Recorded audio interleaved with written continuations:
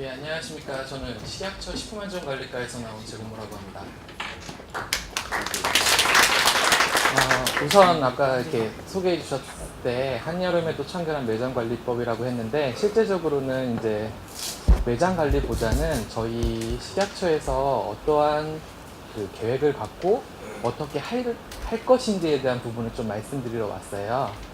저희 정책 추진 방향은요, 빈틈없는 식품안전관리체계 구축으로 국민 행복을 실현한다는 부분인데요. 핵심 전략이 이렇게 4가지가 있어요. 그 중에 이제 제일 중요한 게 과학적 감시 시스템 도입 및 위해 우려 수입식품 차단인데요. 이제 수입식품은 제외하고 저희가 이제 단속 대상 선별 시스템이라는 걸 운영을 해요. 지금까지는 기존에 이제 지자체 공무원이나 아니면 식약처 공무원이 업체 리스트를 보고 혹시라도 몇 년간 부적합 이력이 있는 업체만 좀 선정을 하거나 아니면 특정적으로 몇 개의 업체를 막 선정을 했었어요. 그러다 보니까 어떤 업체는 한 3번씩 하고 어떤 업체는 5년, 6년이 지나도 한 번도 안 가는 업체가 이렇게 속출을 하더라고요. 그래서 저희가 이제 연구 사업을 해가지고 이제 통계를 이제 반영을 해서 실제로 뭐 지하수를 사용한다든지 아니면 지금까지 부적합 이력이 있다든지 실제 점검을 계속 한 번도 안 했다든지 이런 부분을 점수화를 시켜가지고 처음으로 한번 적용을 해봤어요. 그래서 단속 대상 선별 시스템은 올해 1월 달에 적용을 시작을 해서요. 이번 배달 음식점에서도 단속 대상 선별 시스템을 적용해서 최근 3년간 미정업 업체를 뽑아내서 지금 점검을 하고 있습니다. 교육을 하다 보면 가장 관심이 많으시는 분들이 이거예요. 왜냐하면 어떠한 경우가 있으면 한 번에 영업신고가 취소가 되는 것인지, 우선 뭐 유통기한 변주, 뭐 부족한 물 사용 이런 여러 가지가 있는데요. 이제 기존의 얘기를 들어보면 유독유해 물질이라고 하는데 유독유해 물질이 들어있거나, 근데 이런 경우는 음식점 좀 적어요. 우리가 유독유해 물질이라고 하면 어떤 거냐면 발기부전 치료제라고 들어보셨어요? 뭐 실드나필 해가지고 우리 비아그라 얘기하는 그 성분, 그런 성분을 식품에 넣어서 제조하는 경우, 이런 게 이제 유독유해 물질이라고 얘기합니다. 저희가 여기서 이제 추가가 되는 게 있습니다. 공업용 등 비식용 원료를 식품 제조 조리 시 원료로 사용하는 경우. 얼마 전에 저희가 하나 적발을 한 적이 있어요. 저희 지방청 쪽에서. 저는 이 공업용 원료나 이런 원료가 실제적으로 거의 일어나지 않을 줄 알았어요. 적개법에서. 근데 어떤 일이 있었냐면요. 최근에 니트로 커피라고 유행을 좀 하잖아요. 뭐 흑맥주처럼 이렇게 거품이 많이 올라오는 커피. 적개법에서 많이 하시잖아요. 뭐 이대 커피 이렇게 유명하신데 그런 큰 커피점은 아니지만 공업용 질소가 그런 적개법에 들어갔어요. 근데 적개업자님들이 조사가 어떻게까지 됐는지 모르겠지만, 알았는지 몰랐는지 모르겠지만 행정처분은 알고서 해서 처분받는 게 아니고요. 행정처분이라는 거는 국민의 건강을 위해서 내가 몰랐다 하더라도 처분은 가요. 그러면 공업용을 써가지고 공업용 질소를 써서 그 커피를 조리해가지고 제공했을 때 그 점포는 현재 행정처분 기준으로서 폐쇄가 됩니다. 그런 부분이 있기 때문에 선생님들이 원료 하나하나를 쓸 때도 표시사항이나 이런 부분을 명확히 확인하셔야 돼요. 저희가 제일 많이 하는 거는 우선 정기점검입니다. 명절 때 설, 추석이나 이런 부분. 이 적개법 쪽에서 설, 추석을 하는 부분은 딱 하나예요. 제사상 하는 부분을 하고 있고요.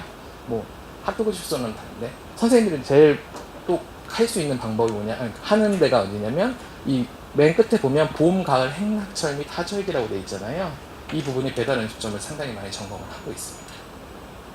그 다음에 여기 기획점검에 보면요, 프랜차이즈점, 패스트푸드점 이쪽도 선생님들하고 같이 맡기게 되는 거고요. 네, 이렇게 해가지고 저희가 딱 하는데, 원래 2017년에는 배달 음식점이 집중적인 관리 대상은 아니었어요. 처음에 저희가 계획을 짤 때까지는. 근데 올해 계속 언론 보도로서 계속 배달 음식점이 문제가 되고 언론에 많이 보도되고 그렇게 하다 보니까 저희가 특별 점검 형태로 지금 점검을 하고 있어요. 원래는 계획이 좀 돼 있었지만, 원래 이번에 배달 음식점만 하는 게 아니라 장례식장하고 애견 카페를 같이 하거든요. 그런데 그래서 이렇게 계속 문제가 되고 있어서 저희는 내년부터는 기획 점검에다가 배달 음식점을 따로 집어넣어서 아예 하려고 하고 있는 거예요. 이것만 지켜도 한 약 30-40%의 위반율을 낮출 수 있다라고 해서 저희가 지금 홍보를 하고 있는 부분입니다.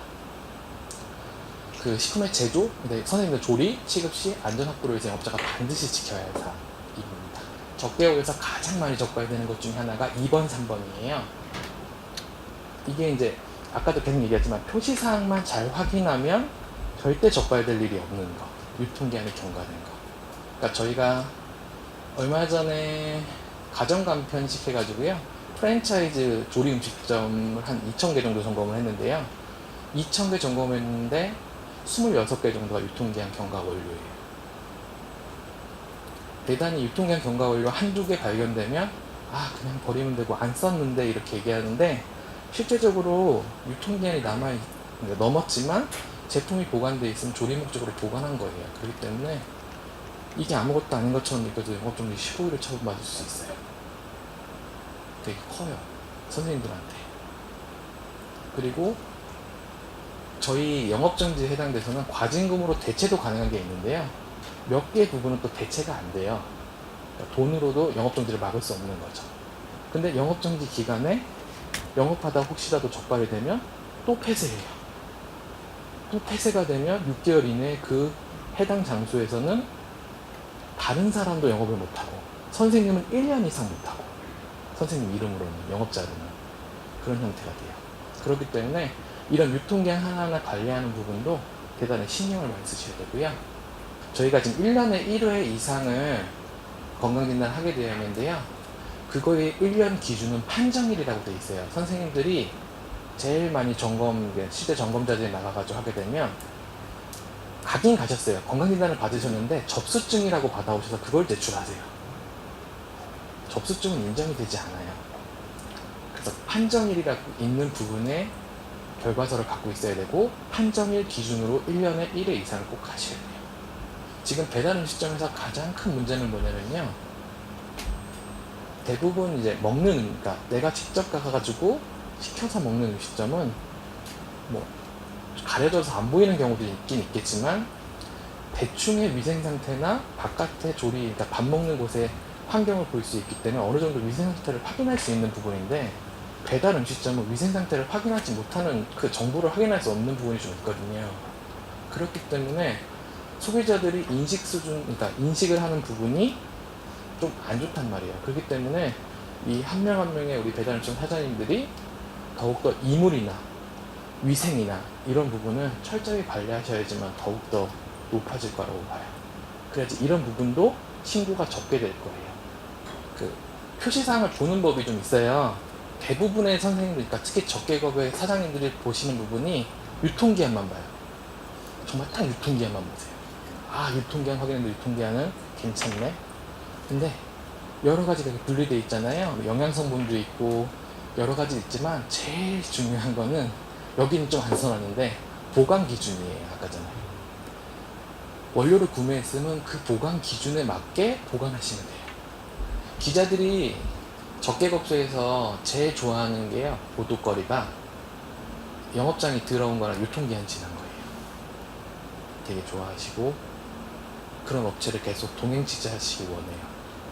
아까 얘기했던 건강진단은 딱 하나만 말씀드리면 과태료입니다. 근데 과태료가요, 50만원에서 10에서 50만원이긴 하지만, 선생님이 근무하는 업장에 종사자가 5명이면요 그걸 또 곱합니다. 똑같이 그 사람 수로 곱하는 거예요. 그러니까 이 과태료는요, 영업자한테 나가는 게 아니고 각각의 사람한테 나가는 거예요, 이 과태료. 그렇기 때문에 꼭 종사자를 고용해서 하실 때는 항상 건강진단서를 받은 상태에서, 아니면 건강진단을 받은 사람만 고용해서 고용해서 같이 이제 업무에 종사하셔야 됩니다. 수질검사는 1년에 1회 부분이 있고요. 지하수를 사용하는 경우는 거의 없으시겠지만, 부적합 지하수를 알면서도 사용하는 경우에는 영업 취소예요. 전부 다. 제조가공업소, 적개업, 판매업 다 똑같이. 그렇기 때문에 혹시 지하수 사용하는 경우에서는 꼭 이런 부분에 있어서 관리를 해주시면 됩니다. 우리 혹시 위생모 많이 쓰세요? 네, 위생모는 규격이 정해져 있지 않아요. 그러니까 우리 선생님들처럼 지금 모자 쓰고 오신 분들 있죠? 그렇지만 모자 써도 상관이 없어요. 대신 좀 최대한 가리게, 그 정도만 써도 상관은 없어요. 벌써 이제 달력이 지나서 여기 앞으로 이제 제가 일정을 좀 알려드릴게요. 이거 외에 또 좀 특별하게 언론으로 크게 보도되거나 사회적으로 이슈되는 부분은 따로 나가긴 하는데요. 저희가 처음 2017년 1월달에 세웠던 그 부분입니다. 지금 올해 7월달에 하절기 대비해가지고요. 6월달에 말 있잖아요. 하절기 대비 저기 2주를 했어요. 원래는 1주를 하기로 했는데 올해 너무 빨리 더워져가지고 그렇게 했는데 여기 보면 7월달에 위생치약 분야 판매업체 점검이라서 야식 배달, 인터넷 주문, 제사 장례식장 등이라고 되어 있잖아요. 이번 한해서 달력 그대로잖아요. 7월 17일부터 21일까지. 그래서 점검을 실시하고 있고요. 다음번 선생님들 점검은요. 9월달에 보시면 9월 18일부터 22일까지 가을 행락철 대비 다중이용시설 점검에 대해서 배달 시점이 또 일부 들어갑니다. 그래서 그쪽 테마 때는요. 치킨이나 이런 쪽 업체 위주로 아마 하게 될 거예요. 그래서 이런 식으로 이번에 7월 원래 1월 달에도 한 번 있었거든요. 봄 행락철에서 3월 달에도 좀 일부 들어가고요. 이런 식으로 지금 점검을 하고 있습니다. 근데 실제적으로 배달 시점은요. 이 계획은 저희가 지자체와 함께하는 저희가 지시를 하는 계획인 거고요. 지자체는 항상 식품안전관리 지침에 따라서 연중 점검을 실시하세요. 네, 그렇기 때문에 배달 음식점도 대전광역시 아니면 뭐 경기도청, 서울특별시 이런 식으로 해서 기획단속도 많이 하세요. 그렇기 때문에 언제 올지 모르기 때문에 이 날짜만 믿고 계시다가는 혹시 또 적발을 당할 수 있으니까 항상 중간중간에 위생관리 잘 해주시고 그래야 됩니다. 농산물하고 수산물은요. 내 눈으로 확인이 가능한 혹시 국내산이거나 그러면 표시사항이 없는 경우가 더 많아요. 근데 그건 당연한 거거든요. 그러니까 우리가 고등어를 샀어요. 고등어를 샀으면 내가 고등어인지 확인이 가능하면 표시 대상이 아니에요. 식품위생법에 따라서. 표시를 해도 되지만 표시의 대상은 아니에요. 그때 그런 걸 확인할 필요 없는데 유일하게 자연산물 중에 꼭 표시사항이 있어야 되는 게 있어요. 그건 축산물이에요. 그건 축산물 위생관리법이라는 법에 따라서 축산물에 대해서 표시하게끔 되어 있어요. 그래서 우리 소고기의 5대 부위 중에 뭐 안심 뭐 이런 부분은 등급도 표시해야 되고 부위도 표시해야 되고 거긴 꼭 도축장도 표시하셔야 되고 뭐 이런 부분이 있거든요. 그래서 그런 부분을 잘 확인하셔서 하셔야 될 거예요. 아직도 저희 나라는 운송 체계가 조금 덜 돼 있어요. 그러니까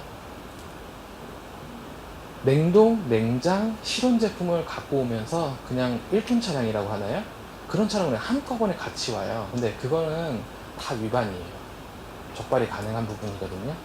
그래서 혹시라도 실온 차량으로 운반해서는 안 된다는 건 아니에요. 대신 냉장이나 냉동 제품은 아이스박스라든지 아니면 이런 걸 이용해서 어느 정도의 보관 기준을 맞춰서 움직여 달라고 분명히 얘기를 하셔야 되고요. 혹시 그렇게 실온 제품을 선생님이 받아 쓴다고 해서 받아 써서 혹시라도 뭐 제품이 변질되거나 그런 뭐 상하거나 이런 부분이 생기면 그거에 대한 행정처분이나 이런 모든 원인은 결국 선생님들한테 있기 때문에 영업자인 선생님들 처분받으세요. 왜냐하면 우리가 그 식품을 이렇게 도매해서 이렇게 갖다 주는 사람들은 저희 영업에 없어요, 대부분. 영업자가 아니고 사업자 등록증만 갖고 계세요. 하나 알려드리면요. 유통기한이 지났는데 업장 내에 유통기한 지난 게 있으면 무조건 적발되는 건 아니에요. 여기 왼쪽에 보면 뭐 부적합품 보관, 그다음에 폐기용이라는 표시를 해서 거기에 넣어 놓으시면요. 구분해서 관리를 하시면 그건 제외 대상이 돼요. 제일 부탁드리는 게 아무래도 여기 이제 조리를 오래 하셨으니까 훨씬 더 전문가시긴 하겠지만 특히 고기나 이런 거를 조리하실 때 확실히 익었는지 안 익었는지를 모르잖아요. 그래서 뭐 중심 온도계라고 하는 부분이 있어요. 지금 이 노란색 그 고무장갑 이렇게 끼고 있던 이 부분이 중심 온도계인데요. 도대체 중심 온도가 어디까지 올라가느냐를 확인하는 거예요. 근데 지금 저희가 공부하고 있는 거는 중심 온도가 75도 이상, 특히 고기나 이런 부분은 75도 이상을 관리하고요. 그 해산물은 80도 이상으로 관리를 해요. 그래야지만 식중독을 막을 수 있거든요. 왜냐면 장출성 대장균뿐만 아니라 뭐 다른 뭐 바실러스 세레우스 뭐 이런 부분이 대부분 75도에서 다 사멸을 해요. 75도에 30초 이상만 하면. 그렇기 때문에 충분한 가열 조리를 하셔야지만 식중독을 막을 수 있어서 이렇게 안내해 드리니까 많이 안 비쌉니다. 예상보다. 그렇게 안 비싸니까 이런 거 하나 하셔서 가열 온도도 체크하시고 이런 부분은 좀 체크하셔서 식중독이 많이 발생 안 하게끔 해주시면 됩니다. 지금까지 들어주셔서 감사하고요. 감사합니다.